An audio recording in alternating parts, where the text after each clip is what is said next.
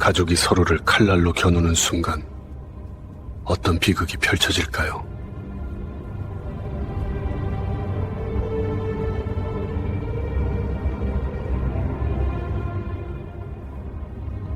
사랑하는 가족이자 가장 가까운 혈육이 어느 순간 가장 잔혹한 정적이 되어 서로에게 칼날을 겨누게 된다면 과연 어떤 비극이 펼쳐질까요? 어린 조카의 왕좌를 빼앗기기 위해 잔혹한 숙청을 감행하고 결국 죽음으로 내몬 숙부의 이야기는 역사의 한 페이지에 기록된 충격적인 질문을 우리에게 던집니다. 과연 그는 정당한 왕이었을까요? 아니면 피로 물든 왕좌를 차지한 찬탈자에 불과했을까요? 오늘 우리는 단순한 옛이야기를 넘어 인간의 가장 깊은 곳에 자리한 욕망이 어떻게 파괴적인 결과를 낳는지, 그리고 그 비극적인 선택들이 오늘날 우리에게 어떤 울림을 주는지 함께 탐구해보고자 합니다.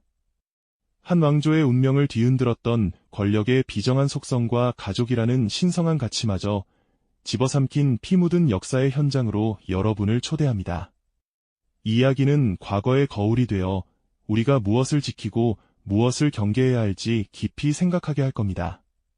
조선의 5번째 임금, 문종대왕은 짧은 재위 기간에도 불구하고 백성을 위한 애민정신과 뛰어난 학식으로 칭송받던 군주였습니다. 그러나 안타깝게도 그의 건강은 그리 좋지 못했죠. 문종대왕의 병세가 깊어지자 조선은 그야말로 폭풍전야와 같은 불안감에 휩싸이기 시작했습니다.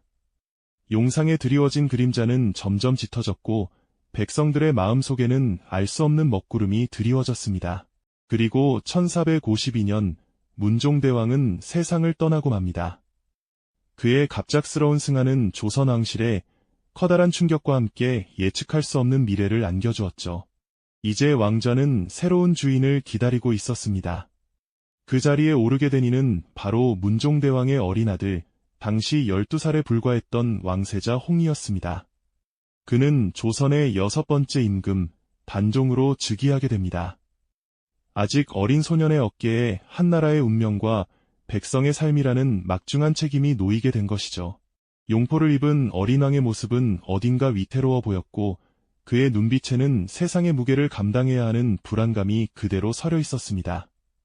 어린 왕의 즉위는 백성들에게는 연민과 함께 새로운 희망을 품게 했지만 권력을 탐하는 이들에게는 오히려 거대한 기회로 비치기도 했습니다.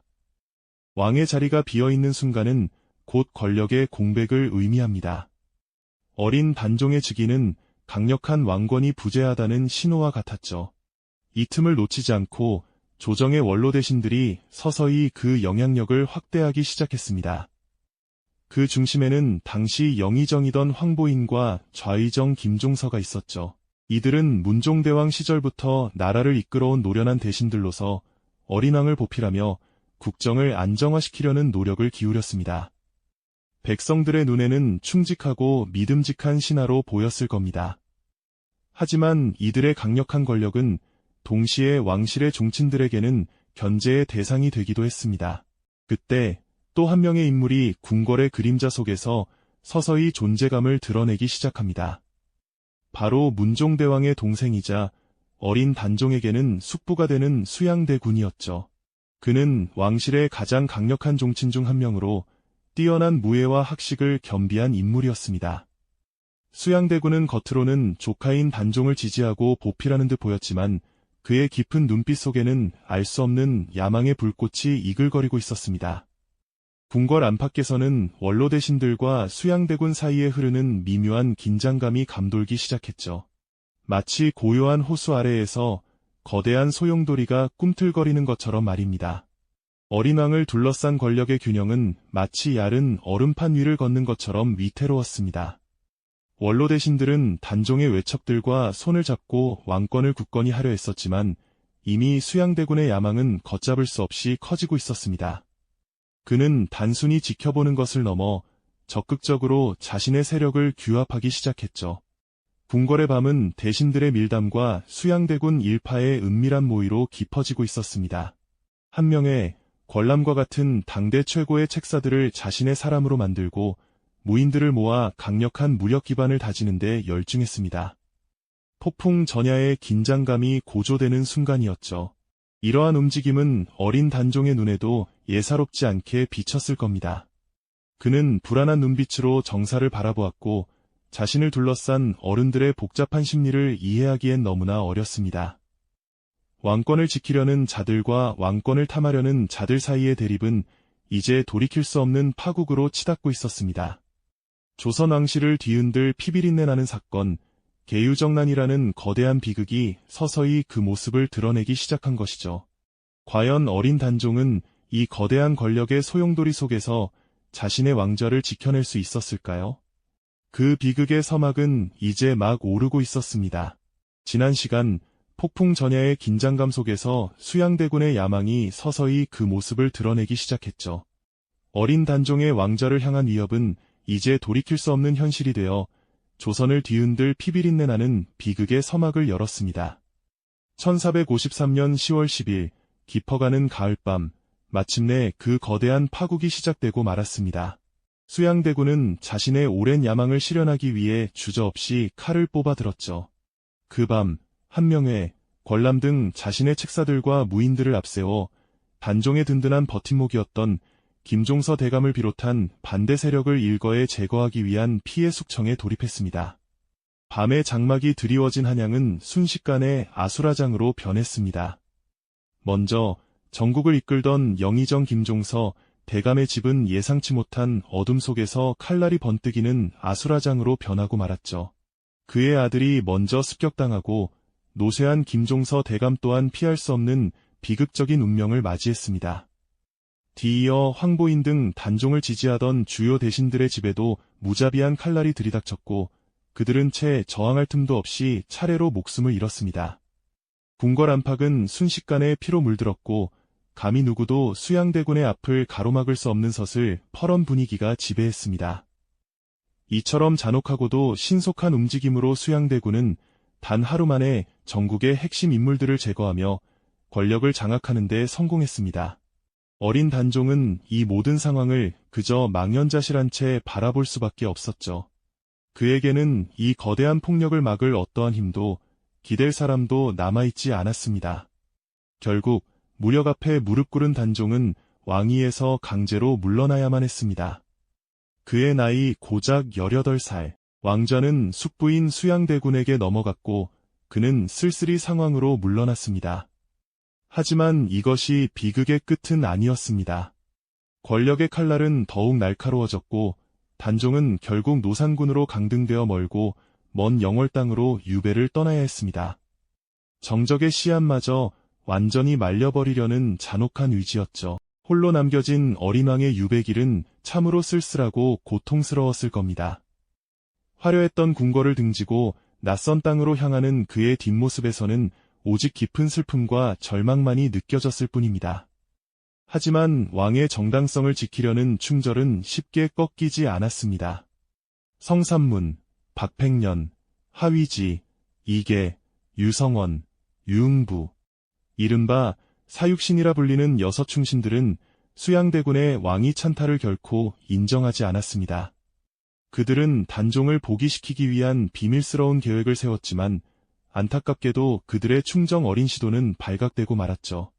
발각된 사육신은 혹독한 고문에도 불구하고 끝까지 자신의 뜻을 굽히지 않았습니다. 나는 죽어도 신하의 도리를 잃지 않을 것이다. 그들의 굳건한 절규는 역사의 메아리가 되어 오늘날까지 전해지고 있습니다. 결국 사육신은 참혹한 죽음을 맞이했지만 그들의 숭고한 희생은 수양대군의 왕위 찬탈이 결코 정당한 것이 아니었음을 온몸으로 증명하는 비극적인 증거가 되었습니다. 이처럼 계유정난은 한 가족의 비극을 넘어 조선이라는 국가의 도덕적 기반마저 흔들어버린 잔혹한 사건으로 기록되었죠. 피로 얼룩진 왕좌에 앉은 수양대군, 이제 세조가 된 그는 과연 어떤 마음으로 그 자리를 지켜냈을까요?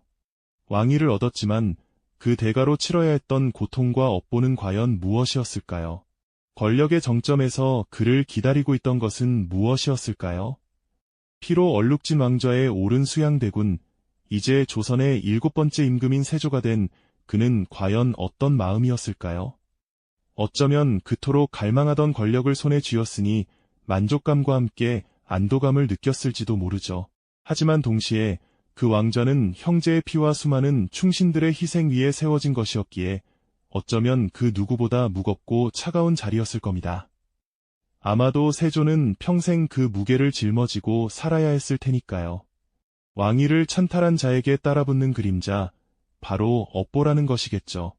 역사 속 기록들을 살펴보면 세조는 왕위에 오른 뒤 줄곧 병마에 시달렸다고 전해집니다. 밤마다 악몽에 시달리며 깊은 잠을 이루지 못했고 원인을 알 수 없는 피부병으로 고통받기도 했다는 이야기는 단순한 육체의 병증을 넘어 그의 내면을 갉아먹던 죄책감과 불안의 표출이 아니었을까요? 권력을 얻었지만 그 대가로 평온한 삶과 마음의 안식을 잃어버린 것이었죠. 세조는 이러한 고통을 덜기 위해 불교에 깊이 귀의했습니다. 수많은 사찰을 중건하고 불경을 간행하며 법회를 여는데 지극한 정성을 쏟았죠. 유명한 월정사나 상원사 같은 사찰들은 세조의 이러한 노력이 담긴 곳들입니다.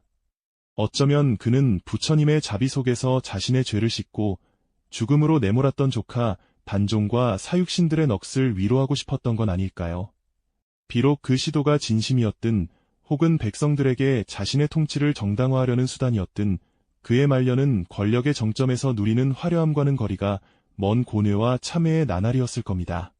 특히 어린 조카 단종이 유배되었던 영월의 청령포와 그곳에서 숨을 거둔 비극적인 이야기는 세조에게 영원한 족쇄가 되었을 겁니다. 멀리 떨어진 그곳의 쓸쓸한 풍경은 어쩌면 세조의 마음속에 드리운 그림자와도 같았을 테죠. 왕자를 지키기 위해 혹은 자신의 욕망을 채우기 위해 가장 가까운 혈육을 희생시킨 대가는 이토록 혹독했던 것입니다. 세조의 왕위 찬탈은 단순히 한 왕조의 권력 이동을 넘어 조선이라는 국가의 도덕적 기반에 깊은 상처를 남겼습니다. 혈육 간의 정과 신하의 충절이라는 기본적인 가치들이 권력 앞에서 얼마나 허망하게 무너질 수 있는지를 보여주는 비극적인 선례가 되었으니까요. 이는 후대 왕들에게도 끊임없이 권력의 잔인함과 그 대가를 상기시키는 어두운 그림자로 작용했을 겁니다. 예를 들어 패비 윤씨 사건처럼 왕실 내부의 비극이 반복되는 배경에는 어쩌면 계유정난이 남긴 권력에 대한 병적인 집착과 불안이 잠재해 있었을지도 모른다는 분석도 있죠. 결국 세조는 강력한 왕권을 확립하고 조선의 기틀을 다진 유능한 군주로 평가받기도 하지만 동시에 조카를 죽이고 왕위를 빼앗은 비정한 숙부라는 꼬리표를 평생 떨쳐버릴 수 없었습니다. 권력의 허망함과 인간 욕망의 끝없는 비극을 보여주는 상징적인 인물이 된 셈이죠. 그가 얻은 것은 절대적인 왕권이었지만 그 대가로 치러야 했던 것은 영원한 고뇌와 업보의 그림자였습니다. 이처럼 세조와 단종의 이야기는 단순한 역사적 비극을 넘어 우리에게 인간의 가장 근원적인 욕망과 그로 인해 파생되는 파괴적인 결과에 대해 깊이 성찰하게 만듭니다. 권력의 본질은 무엇이며 우리는 무엇을 지키고 무엇을 경계해야 할까요? 한 인간의 선택이 이토록 거대한 비극을 초래하고 그 그림자가 오랜 세월을 넘어 후대에까지 드리울 수 있다는 사실은 오늘날 우리에게도 많은 것을 시사하고 있습니다. 권력을 얻었으나 영원한 고뇌에 시달려야 했던 한 인간의 쓸쓸한 뒷모습, 그리고 왕위를 잃었으나 역사의 순수한 희생자로 기억되는 어린 왕의 비극적인 운명은 우리에게 깊은 여운을 남기죠. 이 이야기는 권력의 허망함과 삶의 진정한 가치에 대한 질문을 던지며 우리 마음속에 오랫동안 머물게 될 것입니다. 세조는 마침내 왕좌를 손에 넣었지만 그가 얻은 것은 과연 온전한 영광이었을까요? 왕위에 오른 그의 내면은 어쩌면 끊임없는 고뇌와 죄책감으로 얼룩져 있었을 겁니다. 가족을 희생시키며 쟁취한 권력은 달콤한 승리감 대신 무겁고 차가운 돌덩이처럼 그의 어깨를 짓눌렀을 테죠. 밤마다 악몽에 시달렸다는 기록처럼 그는 조카 단종과 죽어간 충신들의 그림자로부터 결코 자유로울 수 없었던 듯합니다. 결국 세조와 단종의 이야기는 단순한 왕실의 비극을 넘어 인간의 가장 깊은 욕망과 그 욕망이 불러온 파괴적인 결과를 우리에게 생생하게 보여줍니다. 가장 가까운 혈육이 절대 권력 앞에서 처참하게 무너지던 그 순간은 단순한 역사적 사건을 넘어선 깊은 슬픔과 충격을 안겨주지 않나요? 가족이라는 신성한 가치마저 집어삼킨 권력의 잔혹함은 돌이킬 수 없는 비극으로 이어지며 우리에게 잊을 수 없는 질문을 던집니다. 과연 우리는 무엇을 위해 이토록 처절하게 싸우는 걸까요? 왕좌를 얻었으나 평생 고뇌와 업보의 굴레에 갇혀야 했던 한 인간의 쓸쓸한 뒷모습과 왕위를 잃었으나 역사의 순수한 희생자로 영원히 기억되는 어린 왕의 비극적인 운명은 우리에게 깊은 여운을 남깁니다. 세조와 단종, 두 인물의 엇갈린 운명 속에서 우리는 오늘날을 살아가는 우리 자신의 모습을 되돌아보게 됩니다. 역사의 거울 앞에서 우리는 어떤 선택을 해야 할지 깊이 고민해 볼 때인 것이죠. 이처럼 세조와 단종의 비극적인 이야기는 우리에게 권력의 허망함과 더불어 삶의 진정한 가치가 어디에 있는지를 끊임없이 묻고 있습니다. 인간의 끝없는 욕망이 빚어낸 거대한 비극 속에서도 진정한 가치와 도덕적 책임에 대한 물음은 시대를 관통하며 이어지는 중요한 유산으로 남았다는 것을 우리에게 알려주는 것이죠. 이들의 이야기는 단순한 과거의 기록을 넘어 오늘을 살아가는 우리에게도 깊은 울림을 주며 현명한 선택을 위한 지혜로운 거울이 되어줄 것입니다. 이 영상이 도움이 되셨다면 좋아요와 구독 부탁드립니다. 여러분의 응원은 영상을 계속 만들어가는 큰 힘이 됩니다. 감사합니다.